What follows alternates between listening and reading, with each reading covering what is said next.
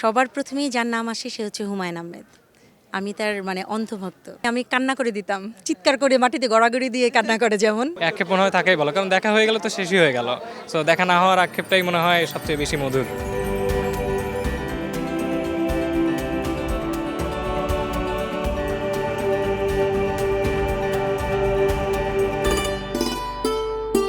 বলা হয় একটি বই ১০০টি বন্ধুর সমান। আর এই বইটি নানান বর্ণের মিলনে লেখেন একজন লেখক। আর লেখার সময় তিনি ঠিক ১০০টি মানুষের মনের ভাব তার সেই বইটির মাধ্যমে ফুটিয়ে তোলেন। আচ্ছা, কখনো কি আপনাদের এমন হয় না যে বই পড়তে পড়তে প্রিয় লেখকটিকে দেখবার ইচ্ছা জাগে, তার সঙ্গে কথা বলবার ইচ্ছা জাগে? তবে চলুন না আজ জেনে নেওয়া যাক প্রিয় লেখককে সামনে পেলে আপনি ঠিক কী করতেন বা আপনার অনুভূতিটা কেমন হতো। আপনাদের সঙ্গে আছি আইরিন আয়াত।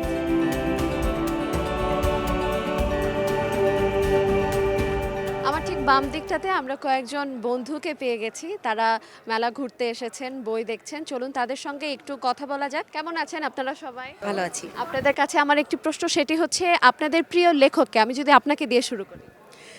লেখক সবার প্রথমেই যার নাম আসে সে হচ্ছে হুমায়ুন আহমেদ। আমি তার অন্ধভক্ত। এখন স্যার তো নেই, কিন্তু যদি ওনাকে পেতেন তাহলে আপনি কি করতেন এই মুহূর্তে? আমার মনে হয় আমি কান্না করে দিতাম, চিৎকার করে মাটিতে গড়াগড়ি দিয়ে কান্না করে যেমন, এরকম আর কি। আর তার সাথে কথা বলার মতো কোনো রকম থাকতো না আমার। আমি আসলে কি বলবো, বইমেলায় ওনার কারণেই আসতাম। একটু সরি। যাই হোক, উনি আমাদেরকে আসলে বই পড়া শিখিয়েছেন। ওনার বই পড়তে পড়তে বড় হয়েছি, আবেগীয় হয়ে গিয়েছি। লেখালেখি আমি যা করছি আমার মনে হয় 80%ই ওনার অবদান। আমি আবেগে কান্না করে দিতাম। আমি অনেক পছন্দ করি, সব গল্পের বইগুলাই মোটামুটি পড়ার চেষ্টা করেছি, কিনেছি। বইমেলায় আসতামই ওনার বই কেনার জন্য। মেলায় ঘুরতে ঘুরতে আজ আমরা বিশেষ এক চরিত্রকে পেয়ে গেছি, যিনি জাতীয় রাজস্ব বোর্ডের মহাপরিচালক হলেও এই মেলায় লেখক হিসেবে আছেন। চলুন তার সঙ্গে কথা বলা যাক। আপনি প্রিয় লেখক হিসেবে কাকে সবসময় আপনার আদর্শ মেনে এসেছেন এবং তাকে আপনি সামনে পেলে এই মুহূর্তে কি করতেন?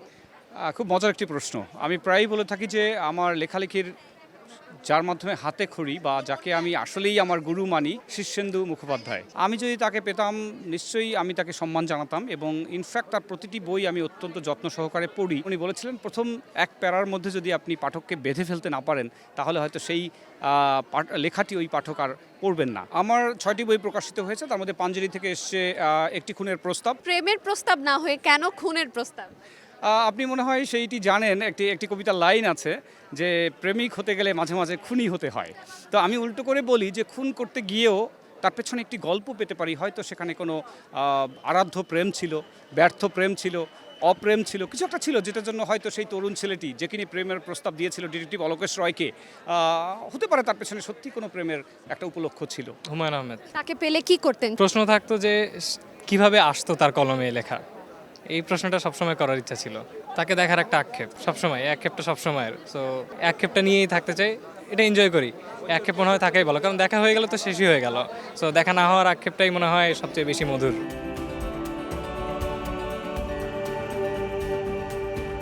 প্রিয় লেখককে এবং তাকে পেলে এই মুহূর্তে কি করতেন? আমার প্রিয় লেখক হচ্ছে মরিয়ম আপু। তো ওনার লেখাগুলো খুবই ইন্টারেস্টিং, আমার কাছে খুবই ভালো লাগে। তো ওনার থেকে মেনলি আমি ফার্স্ট অফ অল আমি অটোগ্রাফটা নিতাম অবশ্যই।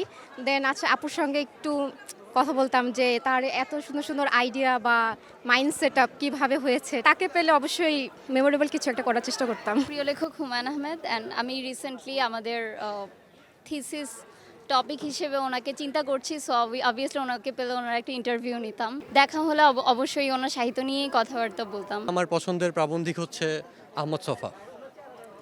তো মূলত আমার মনে হয় যে ওনার যে অন্তর্দৃষ্টি এবং ভবিষ্যৎকে দেখতে পারার যে দূরদৃষ্টি, এটা আর কারো মাঝে আমি খুঁজে পাই না।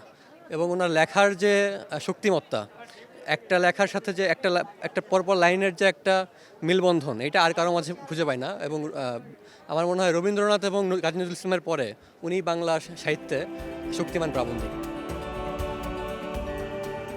বেশি বেশি বই পড়ুন। সকালে নাস্তার টেবিলে কিংবা বিকেলে একাকী চায়ের কাপে সঙ্গী হিসেবে রাখুন সুন্দর একটি বই।